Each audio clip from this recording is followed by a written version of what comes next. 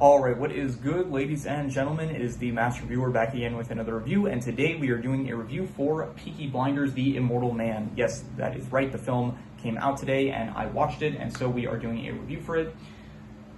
Before we begin, let me just give a big thanks because we did hit 68 subscribers, and so I really do appreciate it. Any of the subscribers, commenters, viewers, recommenders, anyone that is just watching the channel or interacting in any way, I do want to give a big thanks for 68 subscribers once again. And yeah, bit of background, I did the review for Peaky Blinders, that was the first review I did this year, and so the series is still decently fresh in my mind. And yeah, I saw the film today, and so we will just get into it, starting off with the plot. By the way, there's a lot of planes going on today, so I do apologize if you might hear in the background, like, I don't know, there might be a plane flying by, so I do apologize for that. I don't know why specifically today it's like I'm hearing a lot more than usual, but anyway. Yeah, let's just get into it, starting off with the plot. So the plot of the film is, the first, 45 minutes I don't really like as much as the rest of the film. The first 45 minutes is just very much Tommy, he is, by the way, spoilers for the entire film because this is a fairly new film at the time of recording. It just came out today, so there will be spoilers for anyone that may want to see the film. So, yeah, Tommy, he is very depressed at the start of the film where, major spoiler now, it is revealed that Tommy was the one that ended up killing Arthur, and so because Arthur was addicted to opioids, and so Tommy, he himself was drunk, and so he ended up killing Arthur, and so he is depressed about that. He's also still depressed about Ruby. She ended up dying, and so Tommy is living alone, not alone, he's living with Johnny Dogs, and so Johnny Dogs is the only man left working for Tommy.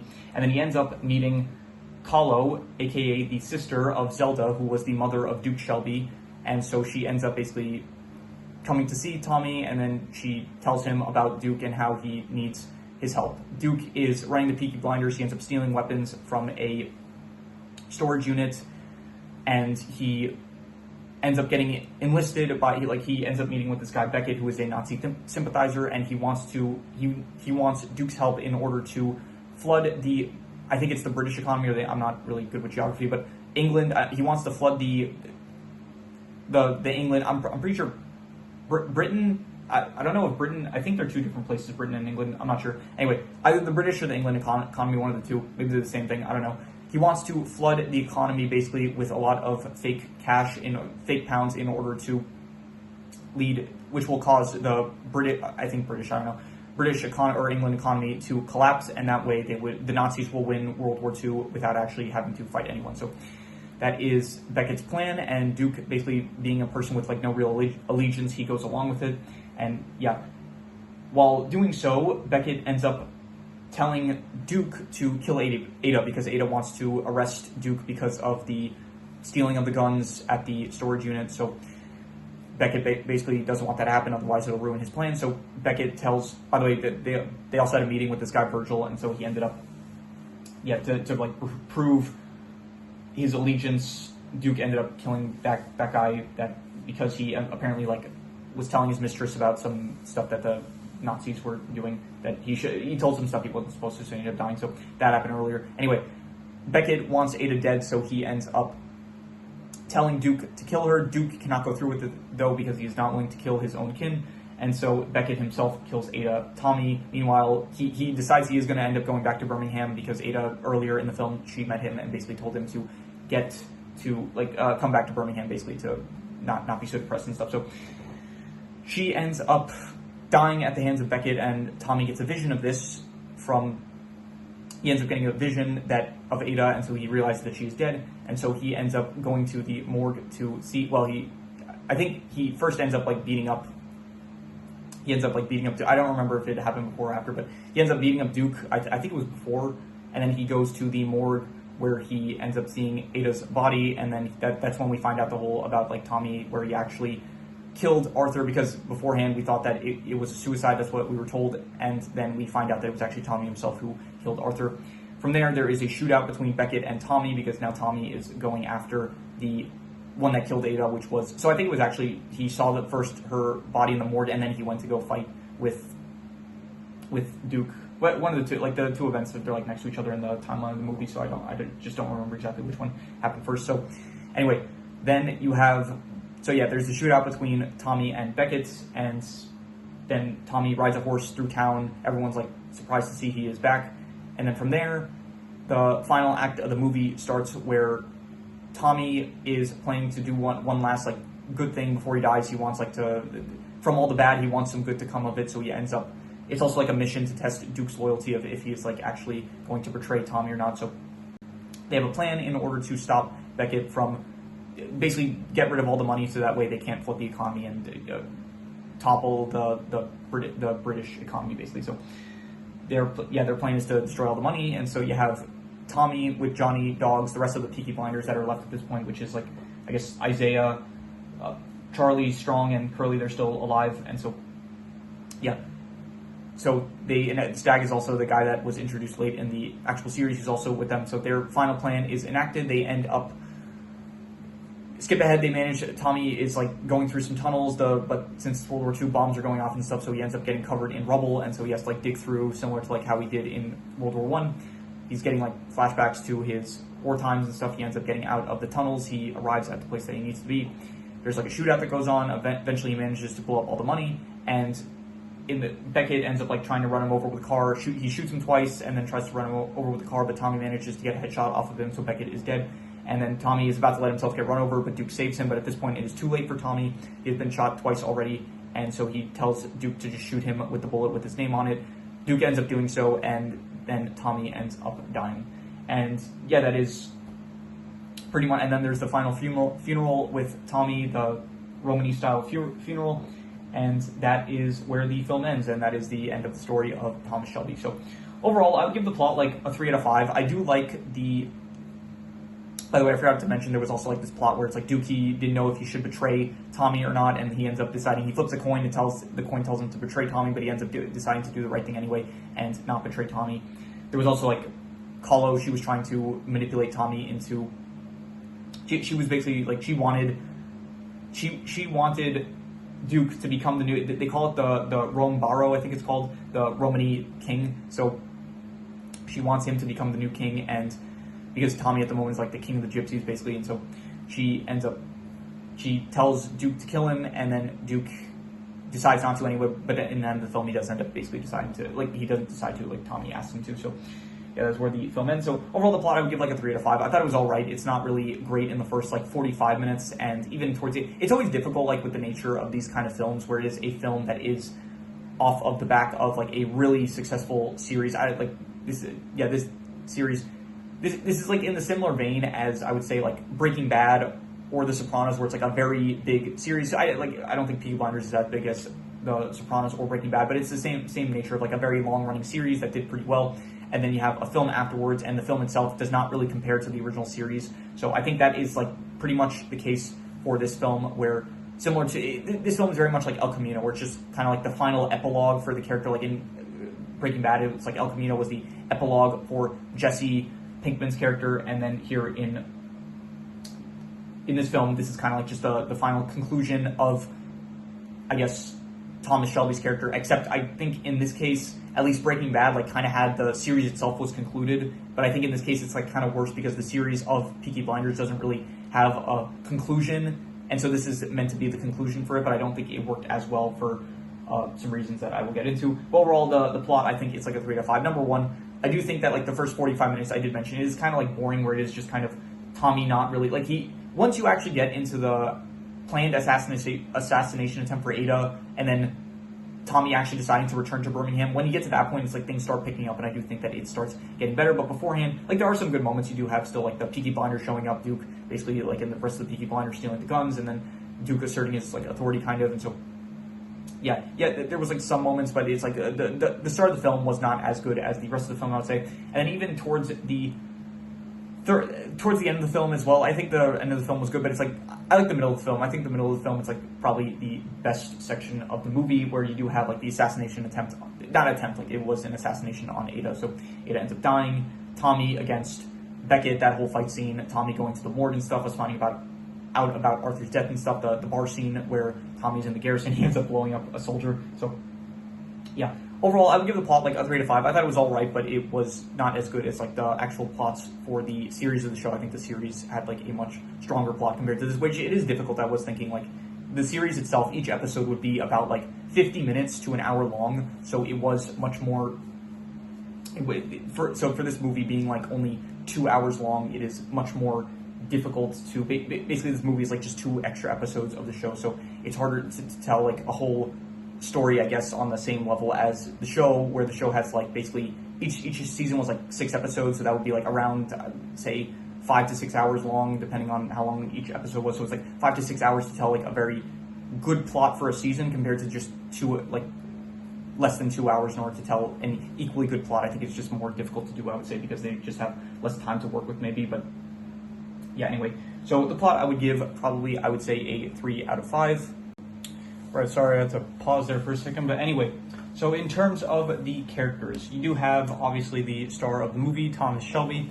I think that Cillian Murphy still does a great job with the character, and I think that he is good. It is, once again, I do think that it is a bit boring, like the start of the film, where he is more of depressed and stuff, but when he does get back into the swing of things, like doing, the Thomas Shelby business, like the gangster shit of beating people, like specifically when he beats up Duke, I thought that was a good scene. When he's in the garrison, I thought, really asserting he's got a lot of, legendary status to his character. And when he is fighting Beckett, that's a good fight scene. And overall, I thought that he is still a good character, and I thought that it is, I guess, nice that he finally gets the piece that he was looking for by the end of the film, even if it is in death. In terms of the other characters, Duke Shelby, they did recast Duke Shelby from, I forgot who played him in the original series, but he did get recast. He is played now by Barry Keoghan. I don't know if I said that right, but Duke is alright. It is a bit kind of, he is basically the new leader of the Peaky Blinders, but he is kind of, I guess, a bit not as, he's a bit harsher than Tommy was, where he basically, he's stealing from people that he shouldn't be stealing from. Tommy, for how bad for how much of a gangster he was, he would not target, I think, innocent people, whereas that is what Duke is kind of doing at the start of the film. And so, yeah, you did have the Peaky Blinders when Tommy was in charge. They would go after people that, didn't deserve it, but it was never, I don't think it was, to the extent that Duke was, and that they're trying to portray that in the film, where they basically, you have Kahlo, she tells Tommy, oh, you have to stop him before he goes any further, basically. So, as well as Ada, she also says, to Tommy, he needs to return and take care of things. So, Kahlo, she was fine. Honestly, Rebecca Ferguson looks really similar. That's the one that plays Kahlo. She looks really similar to the actress, I don't remember her name, but the actress that plays Grace. So I really thought that Kahlo was Grace. She said, I'm her twin sister, so I thought she was referring to Grace at first when they were mentioning that. So, but apparently, she's not related to Grace. They just, apparently the actresses look really similar. So she was alright. She was just basically meant to, I don't know, create a woman for, I guess, Tommy to sleep with, because, he does that a lot. So, but no, she was basically just kind of helping Tommy to get back into the role of him being a gangster that he needs to be in order to help out Duke and stop him from going further into working with Nazis, I guess. So, speaking of Nazis, Beckett, played by Tim Roth, and I think Tim Roth is good. He's another actor where I think that he looks really similar to Christoph Waltz. So at first I was like, oh, is that Christoph Waltz playing this guy? And so I thought it was oh wow, he was in Inglourious Basterds, he's going to be a Nazi in this as well. But no, it is Tim Roth, not Christoph Waltz, which is fine, because I think Tim Roth he's also a pretty good actor. He was in, I think he's in The Incredible Hulk, which I have not reviewed yet, but it will be a film that I will be reviewing in the, probably soon, with my whole Marvel binge that I'm currently doing. But he was in The Hateful Eight, which I did think that he was great in that film. So I did like his character. He was honestly probably one of my favorite characters from the film, Beckett. And yeah, other than him, Ada, she is in this as well, and I thought that the assassination on her was probably one of the best scenes in the film, and so I did like her character for that purposes. But it did just kind of feel okay, we're going to kill her character in order, because this is the final installment of, I guess, all these characters. Probably if this is going to continue, it's going to be with a lot of the younger characters, like Isaiah. Maybe Finn's going to return at some point, but they are if any character that is still alive at this point, they're probably not going to show up in the future. So yeah, they just kind of killed her off, which I thought, it worked. I think Stag, he returned. He was the only character that I really was surprised to come back. I was wondering okay, how many cameos, or are we going to see some characters from the past, maybe some more visions or ghosts or something, maybe we get Arthur. I was honestly expecting Arthur, it's actually a bit of a shame. I am kind of upset about this, but Arthur does not actually appear at all in the film, except for I think John is, by the way, not even mentioned. John is just, for some reason, not mentioned at all. Even Tommy, he states that he enlisted in the war with his brother Arthur as a tunneler. But I thought John was there with them, but maybe John was just in a different role. But he is in a picture of the three of them at the end of the film during Tommy's funeral. There's a picture of all three of them when they're at war. So I thought that was nice, I guess. But John is just not mentioned, which I thought was a bit of a shame. He mentions like Ruby, he mentions Arthur, he even mentions Polly, but he does not really mention John, which I thought was a shame. Arthur himself, though, like the actor, I guess, that plays Arthur, I forgot his name. His name is, I'm not good with the names, but yeah, Arthur is just not in this at all. Like, I really thought that even like having a vision of him, like maybe we would see like, I don't know, Tommy talking to like the ghost of Arthur or something like that. So a bit of a shame that he's not in this. But yeah, Stag Returns, he was like just some character that we got introduced to. He works in Liverpool by the end of the original series, like he was introduced, and so he's back in this. And other than him, you have Johnny Dog, which it's nice to see him, as well as Charlie and Curly. They're like the only real older guys left from the Peaky Blinders. Jeremiah, he's mentioned that he died. So yeah, and then you have Carl, aka Ada's son. He is in this as well. And you know, I don't even think you see Charlie as in Tommy's son, Charlie. Like, I don't even think he's in this. So that was surprising. That honestly, it's like really a small cast of characters when you compare to like the show itself, which had like a lot of characters. So a bit of a shame, because I was kind of hoping for, you know, just maybe some more cameos. Not even cameos necessarily, but maybe to just like mention some people in the past. Like they barely mentioned John. So I was just kind of wondering, like, I don't know, I just wish that they may have done that. But anyway, overall the characters, I would give probably I'll go like a 6.5. I'll say that they're good, but yeah, there's really not that many, and I don't really think it compares to like the characters from the actual show and the roles that they have in the show compared to in this movie. So in terms of the settings, it does take place in Birmingham. Birmingham is still a great setting, I would say. I would probably give it it's still like very dirty and stuff. It still feels like a very rough place to be, and so it does suit the vibe that they're going for. I think this one specifically, it is World War II, so there's a lot of bombs going off in the background and stuff, and like it's a wartime setting, I guess, so you do have like a lot of destroyed buildings and stuff like that. I'd give it like probably I'll go a 7 out of 10, I'll say. I thought it was pretty good, I would say. And so yeah, in terms of the action, what action was there? There was like the one shootout between Tommy and Beckett at the middle of the film, as well as like their whole confrontation by the end. And you do have, I guess, the fight scene between Tommy and Duke, but other than that, there's not really much action. But the action that there is, I will say that it was, I'll go like a 6 out of 10. I'll say it was like above average, but yeah, it's really not much, to be honest. So in terms of the worst thing is probably just like the beginning. Honestly, the first like 45 minutes, I was just kind of bored. Like, okay, it's just like Tommy and his like depression arc. Like, yeah, he's really sad about like the trauma, everything he's been through, all the people that he lost and stuff. And then, but once you actually get into, once he like starts putting on the Peaky Blinder clothing and stuff, and he's starting to go back to Birmingham, and then there is the whole Ada assassination. I think once you get to that part, like the film starts picking up again. So I do think that the worst part is probably the beginning, and I would say that the beginning was honestly like a 4.5. I would say it was not good. I just was kind of bored during it, but then things do luckily start picking up, so that is good.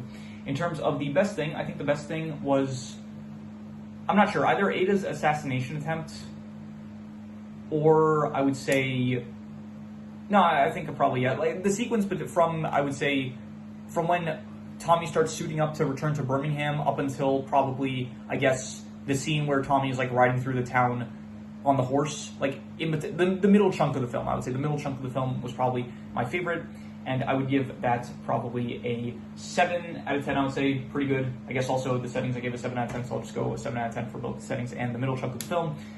And yeah, that's all the scores. Extra notes, I did like the music. There was, as the series itself had a lot of great music, a lot of Arctic Monkeys, which got me into listening to a lot of the Arctic Monkey songs.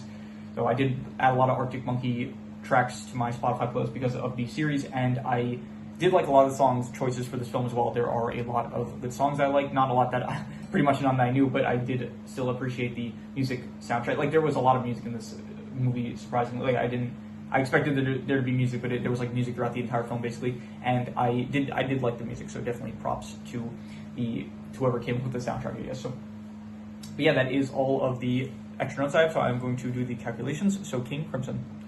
Alright, so it ends up coming out to about a 6 out of 10, which would be above average, and I think that's probably what I would give it, honestly.